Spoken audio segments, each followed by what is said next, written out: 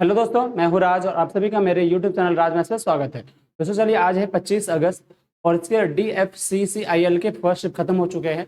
चलिए उससे क्वेश्चन के बारे में बताने जाते हैं। किस तरह से क्वेश्चन आए थे, क्या पेपर रहा है, किस तरह से करने के लिए आए थे, कितने स्टूडेंट ने अटेम्प्ट किया है, ये देखिए। चलिए ठीक है, उससे आगे बढ़ने से पहले मैं आपको कुछ दिखाना चाहूँगा। ठीक है, क्या दिखाना चाहूँगा वो चलिए देखते हैं।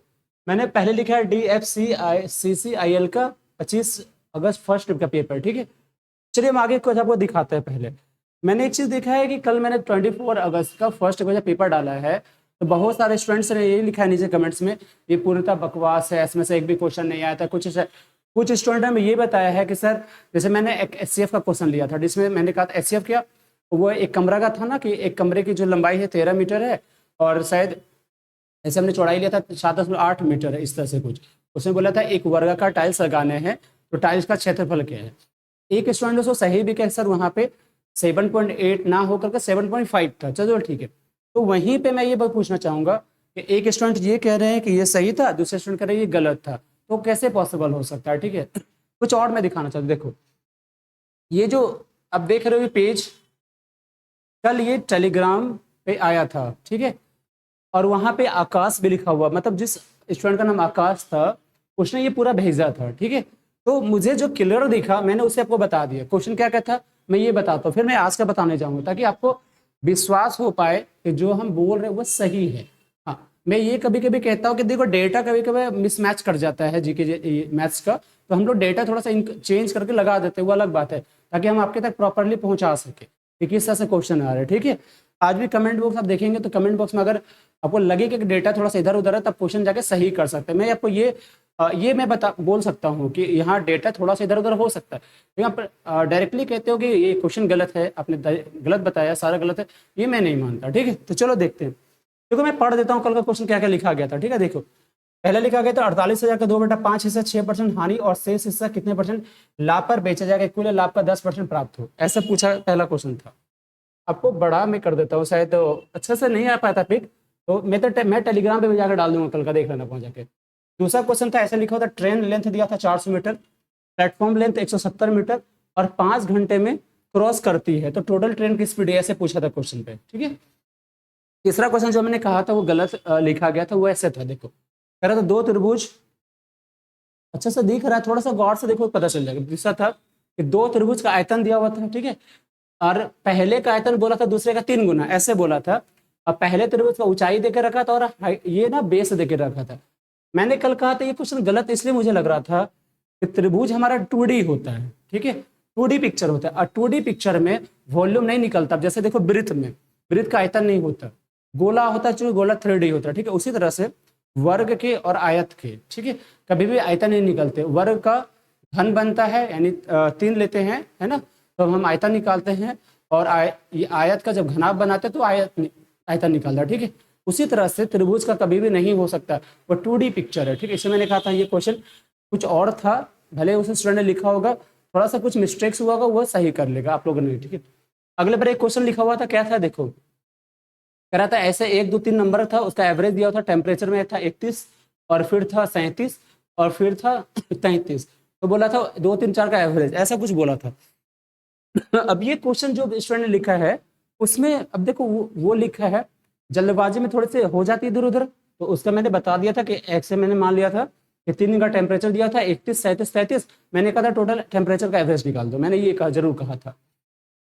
एक क्वेश्चन ऐसा कुछ लग रहा था कि 1500 रुपये का एक वर्ष में चक्रवृद्धि ब्याज दे रहा था 3,000 रुपया है, मतलब ऐसा हो जाता है कि 1500 रुपया एक वर्ष में चक्रवृद्धि ब्याज के आधार पर 3,000 रुपया हो जाता है, तो कितने वर्षों में, ये क्लियर नहीं हो पा रहा था कि क्या लिखा हुआ है, कितने वर्षों में 1,000 रुपया, ऐसे कुछ था कि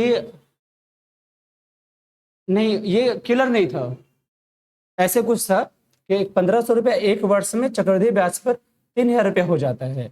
अब यहाँ पे अगर मैं ये मानता हूँ, अगर इसी क्वेश्चन को हम आपको बताना चाहते तो ऐसे होता है कि 1500 रुपया एक वर्ष में 3,000 रुपया हो जाता है। ठीक है, तो इसका मतलब समझो कि रेट ऑफ इंटरेस्ट कितना है, 1500 का 3,000 होता है, तो मतलब टोटल ब्याज मिल रहा है हमें 1500 का। ठीक है, तो उसमें रेट ऑफ इंटरेस्ट 100% हो जाता है डायरेक्ट। अब आगे जो लिखा गया था वो लिखा है तो कितने वर्षों में ऐसे, वो मुझे समझ में नहीं आया था, आगे क्या लिखा मैंने आपको क्लियर नहीं बताया था। ठीक है, आगे मैं और बताऊं, चलो आगे था कि डैश का आयु 15 वर्ष बाद 5 वर्ष पहले आयु का तिगुना है, ऐसे कुछ था कि शायद जावेद लिखा हुआ था, जावेद का आयु 15 वर्ष बाद 5 वर्ष पहले का आयु का तिगुना है तो वर्तमान आयु, ऐसे कुछ क्वेश्चन था कल का। ठीक है, और मैं देखा और था धातु जो है उसमें सोने और तांबे के 2 कंटेनर में ए और बी में क्रमशः 7:2 और 7:11 के अनुपात में है।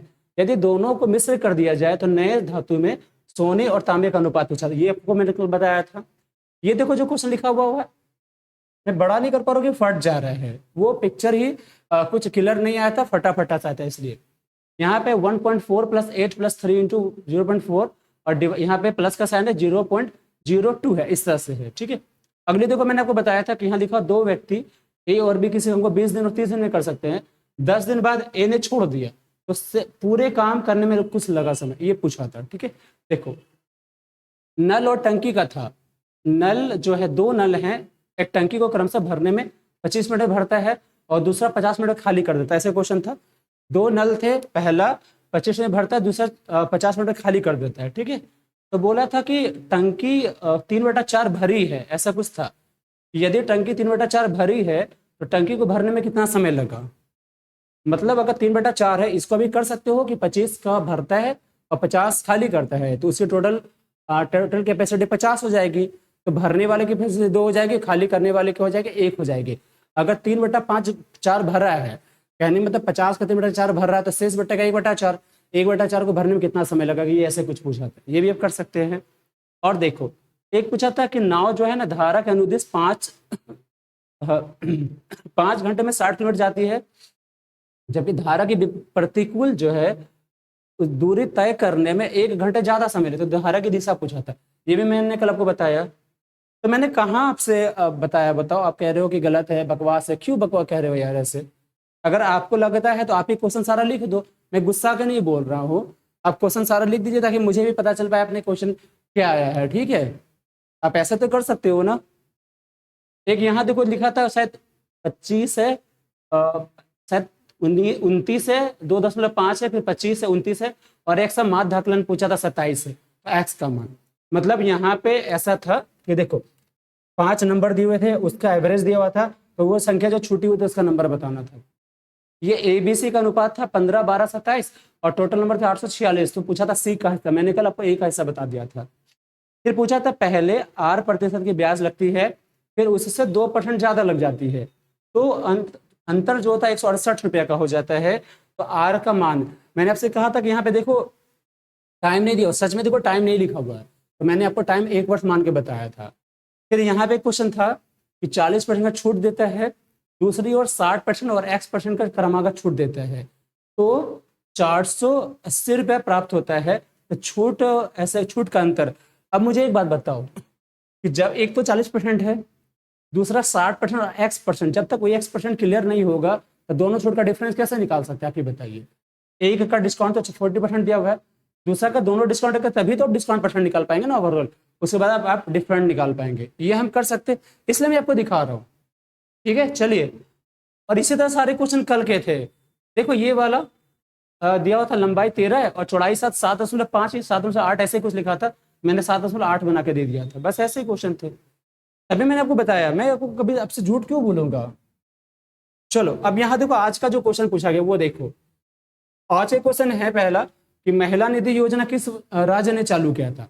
तो महिला निधि जो योजना था वो सबसे पहले जो चालू हुआ था वो तेलंगाना में हुआ था, और तेलंगाना के बाद चालू करने वाला जो दूसरा राज्य है वो है आपका महिला निधि योजना, सबसे पहले तेलंगाना के सरकार ने जारी किया था, उसके बाद राजस्थान ने जारी किया था, जैसे आज के ऑप्शन में लिखा हुआ था कैंसर राजस्थान लिखा हुआ था। ठीक है, तो राजस्थान उसी शर्त में होगा जब आपके पास ऑप्शन दिए हुए होंगे, ठीक है, या दूसरा पूछा हुआ होगा, या ऑप्शन में फिर तेलंगाना नहीं होगा तो राजस्थान मार देंगे। ठीक है, 23 में तेलंगाना के बाद राजस्थान दूसरा राज्य जहां पर महिला निधि की स्थापना की गई।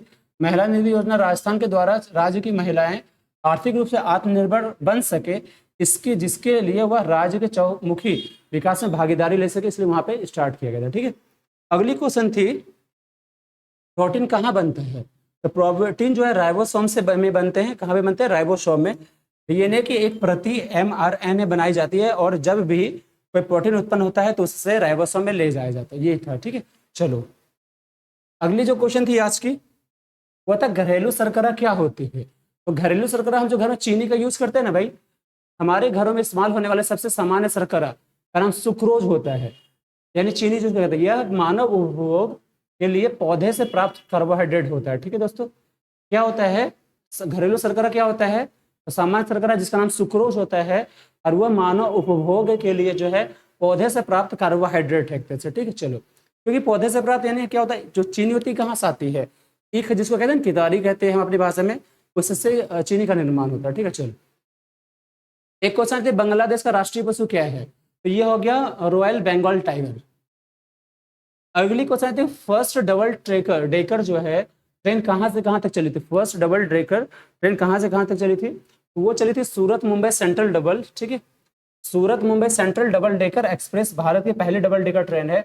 यह सूरत से मुंबई मध्य के लिए ट्रेन संख्या जिसका नाम था नंबर था 12,922 और विपरीत दिशा में ट्रेन संख्या 12,921 के रूप में संचालित हुई थी। ठीक है, कहाँ से कहाँ तक, सूरत से मुंबई तक लेकर। ठीक है, सूरत जो कि गुजरात में पड़ता है, मुंबई हमारा कैसे महाराष्ट्र में पड़ता है, 2 स्टेट में लेकर। ठीक है, कब हुई थी, अच्छा इसका नाम क्या था, ट्रेन का नाम फ्लाइंग रानी एक्सप्रेस था। क्या था, फ्लाइंग रानी एक्सप्रेस नाम था ट्रेन का।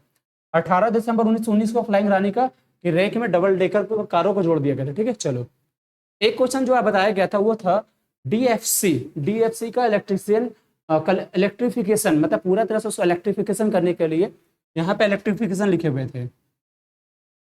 डीएफसी का इलेक्ट्रिफिकेशन करने के लिए 2023-24 में कितना बजट रखा गया, ये क्वेश्चन था। ठीक है, एक क्वेश्चन था डीएफसी में अभी तक जो है कितने डायरेक्टर बन चुके हैं, ऐसे क्वेश्चन था। तो मैं आपको डायरेक्टर बताऊंगा कौन है अभी। ठीक है, एक क्वेश्चन आई थी मोड्डा नहीं था, मंडा था।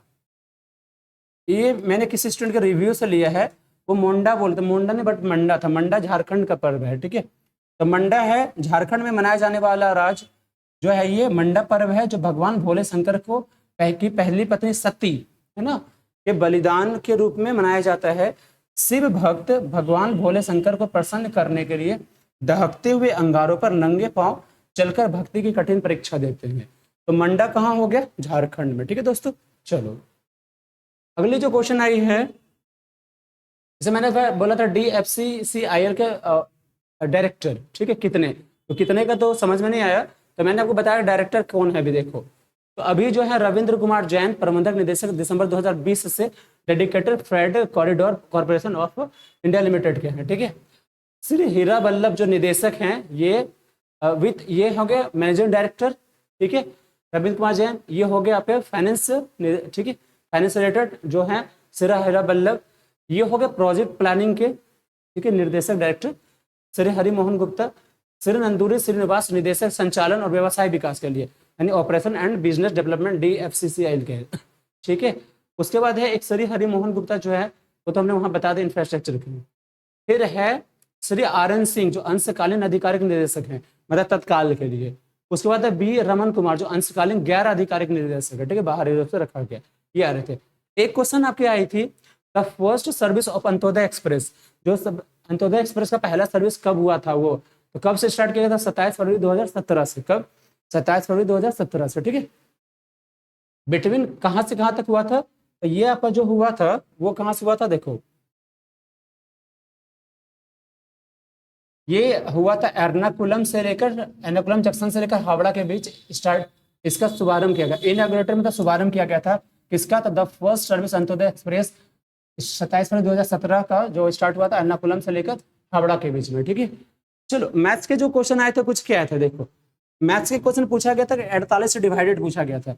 अब 48 से डिवाइडेड जो क्वेश्चन था, मेरे पास पूरा डेटा नहीं आया है, तो मैं आपको ये बता रहा हूँ कि क्वेश्चन का लेवल कैसा था, क्वेश्चन किस तरह से था, ताकि अभी जो जिसके पेपर है सेकंड थर्ड 2-3 शिफ्ट है ना, सेकंड थर्ड, तो वो समझ पाएंगे। ठीक है, तो चलो, अगर आपके पास क्वेश्चन है, आपने पेपर देख मुझे जरूर बता देना। अब देखो 48 से मैंने 42 से लिया, तो अगर 42 का तरीका क्या होता है डिवाइड करने का, 7 गुना 6 होता है। ठीक है, उसी तरह से 48 का पूछा है तो सीधा क्या करोगे, 8 गुना 6 से डिवाइड कर दोगे। ठीक है, अच्छा 7 का रूल क्या है कि 7 गुना 6 को आप 3 2 से कर सकते हो। मतलब क्या होगा, अगर 42 से काट के देखना है तो 7 गुना 3 गुना 2 से कट जाती है जो संख्या, वो 42 से कट जाएगी। अगर 48 से जैसा क्वेश्चन पूछा गया है तो 48 से क्या करेंगे हम, 8 गुना 6 गुना 3 गुना 2 कर देंगे। ठीक है, अच्छा अब कैसे कटेगा, 2 से तो आपको 6 करने का क्या तरीका है बताना, कि लास्ट के सारे डिजिट इवन होना चाहिए, 2 से कट जाएगा। 3 का क्या तरीका है, सारे नंबरों को जोड़ दो, 3 से कट गया तो कट गया। 8 का क्या तरीका है कि लास्ट के 3 नंबर 8 से कटने चाहिए। अब मैं इसी एग्जाम्पल में लेके दिखाता हूँ। देखो जैसे मैंने 42 का लिया, ठीक है, तो पहले मैं 2 से ले लेता हूँ। 2 से सारे नंबर कट जाएंगे, सब इवन है लास्ट के। 3 से काटने का तो देख लो, 3 से सबका सम 3 से कटना चाहिए तो संख्या कट जाएगी, ठीक है। अब देखो ये 5 2 7, 7 2 नहीं, 3 से कट जाएगा, ये कट जाएगा, 2 3 से नहीं कटेगा तो ये कट गया, ये 3 से नहीं कटेगा तो 7 से भी नहीं कटेगा, ठीक है। और 7 से कट भी गया तो वो 42 से नहीं कटेगा। इसको देखो 5 4 9 और 4 2 6, ये 3 से कट जा रहा है, 2 से कट गया, 3 से भी कट गया, 7 से चेक कर लो, 7 से 7 3 21, 4 बज गया, 7 6 42, 7 6 42, ये 7 से कट, यानी ये संख्या 42 से कट गई। अब यही बात है अगर 48 के लिए ले लो, ठीक है। तो 48 का क्या तरीका मैंने कहा था, 3 और 2, तो ये तो हमारा 3 2 हमने चेक कर लिया, लेकिन अगर 8 की बारी होती तो 8 के लिए क्या होना चाहिए, लास्ट के 2 नंबर 8 से कटने चाहिए, ऐसे होने लास्ट के 3 नंबर। तो देखो लास्ट के 3 कट रहे हैं क्या, 8 या 24 नहीं कट रहा, तो ये संख्या 8 से नहीं कटेगी, यानी ये 48 से नहीं कटेगी, ठीक है। अच्छा ये देख लो, 3 से तो 4 5 4 9, ये 4 4 8, ये 3 से नहीं कटा, तो ये भी आगे नहीं कटा, इसको चेक कर लेते हैं। 5 4 9, ये 3 से कट रहा है, 2 से भी कट रहा है। अब अगर 8 से कट जाता तो ये संख्या कट जाएगा। 8 से क्या मैंने कहा था, लास्ट के 3 नंबर। तो चलो देखो ये 3 नंबर क्या होगा, 8 दूनी 16, 5 बच जाएगा 52, ये नहीं कटेगा, तो ना तो ये 48 से ये नहीं कटेगा, ठीक है। ऐसे क्वेश्चन आप सीख करके जाइए, ठीक है, मैं आपको सिखाने के लिए बता रहा हूँ, नेक्स्ट पेपर में बैठने के लिए बता रहा हूँ। अगले क्वेश्चन देखो, अगले क्वेश्चन, एक त्रिभुज के कोणों का माप अनुपात जो है 3 4 8 है, तो 3 कोणों में सबसे छोटे कोण का माप पूछ रहा है, ठीक है। देखो तो 3 जो छोटे हैं वो क्या है, देखो 3 4 8 है, ठीक है, तो कितना हो जाएगा, 4 3 7 8 15, यानी 15 हो जाएगा। और सबसे छोटा पूछा है, तो सबसे छोटा कोण का मान क्या होगा, 15 के वैल्यू तीनों कोण का सम कितना होता है, 180 होता है। एक का वैल्यू हो गया 12, और सबसे छोटा क्या है भाई 3, तो 12 36, यानी 36 आंसर हो जाएगा, 36 डिग्री, ये आपका हो जाएगा, ठीक है। चलो अगले क्वेश्चन देखो, कह रहा जब 25% का लाभ होता है तब किसी वस्तु के अंकित मूल्य पर 25% डिस्काउंट दी जाती है ना। अगर छूट 35% हो तो लाभ प्रतिशत पूछ रहा है। देखो अगर बोल रहा है, इसको समझना, ठीक है। अगर मैंने ऐसा कहा कि एमआरपी, ठीक है, ये एसपी हो गया, नहीं विक्रय मूल्य सीपी हो गया। अगर मान लो एमआरपी को हमने 100 मान लिया, ठीक है भाई, कितना माना हमने 100, अब 100 माना है तो डिस्काउंट कितना दिया जा रहा है, पहले 25% का, तो 25% डिस्काउंट मतलब 25 का डिस्काउंट, यानी ये हो गया हमारा 75 रुपये, ऐसे समझ लो, ठीक है। अब यहाँ पे बोल रहा है कि तब 25% का लाभ होता है जब 25% डिस्काउंट दिया जाता है। तो सोचो अगर ये चीजें 25% डिस्काउंट में इतना आया, लेकिन 25% लाभ के बाद इतना है, तो अगर मुझे सीपी निकालनी तो क्या करोगे आप, देखो सीपी निकालने के क्या, इसका ये कितना परसेंट हो गया, 125%, क्योंकि लाभ हो रहा 25% का। हम डायरेक्ट अगर इसको लिखे 75/125 गुना 100, इससे मेरा क्या निकल जाएगा, सीपी निकल जाएगा, क्या करें मूल्य। तो चलो देखते हैं कितना हो जाएगा। देखो 75, ये कट गया, 25 दिया 75, 25 पंचे 100, और 5 से ये 25 बार में है, सॉरी 20 पंचे 100, तो 20 या 60, यानी सीपी कितना हो गया आपका 60, ठीक है। मतलब क्या हो गया, देखो एमआरपी जब कितनी होगी 100, तो सीपी हो गया 60। अब बोल रहा है यदि 35% का डिस्काउंट दिया जाता है प्रॉफिट परसेंट क्या होता है, ये पूछ रहा है। तो चलो अगर 35% डिस्काउंट देते हो, इसका 35% डिस्काउंट मतलब क्या हो जाएगा, 35 का डिस्काउंट, यानी 65 में बच जाएगा ये, ठीक है। अगर 65 हुआ मतलब 35% डिस्काउंट 65 में बेचेंगे, ठीक है। अब 60 की चीजें 65 में बेचा जाएगा तो कितना का लाभ होगा, ये पूछ रहा है। तो लाभ कितना का हुआ भाई, 5 का, और किस पे हुआ है, 60 पे, अगुना 100 कर दो, बस यही करना है। तो 20 से कट गया 5 बार में, और 20 से कट गया 3 बार में, ऊपर बच गया 25 और नीचे बच गया 3, 25/3, यानी 8.1/3% का लाभ हो जाएगा, है यहाँ पे 8.1/3% है ना, और 65 और 60 पे हुआ, ठीक है।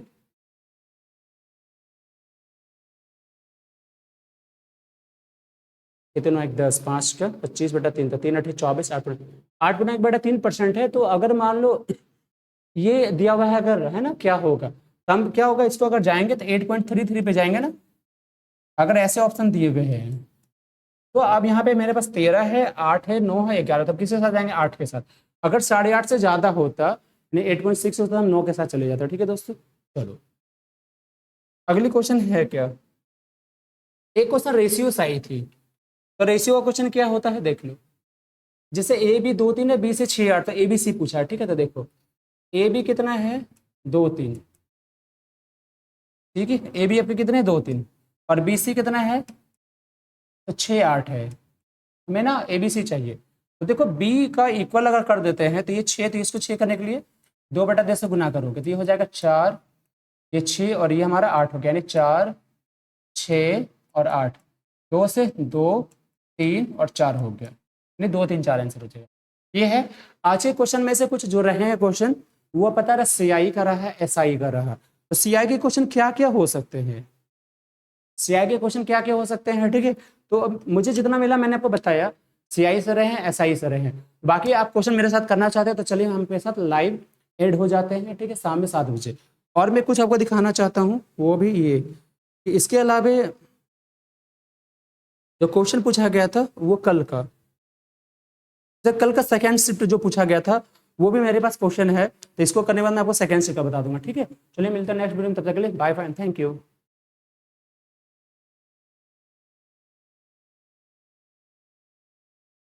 अरे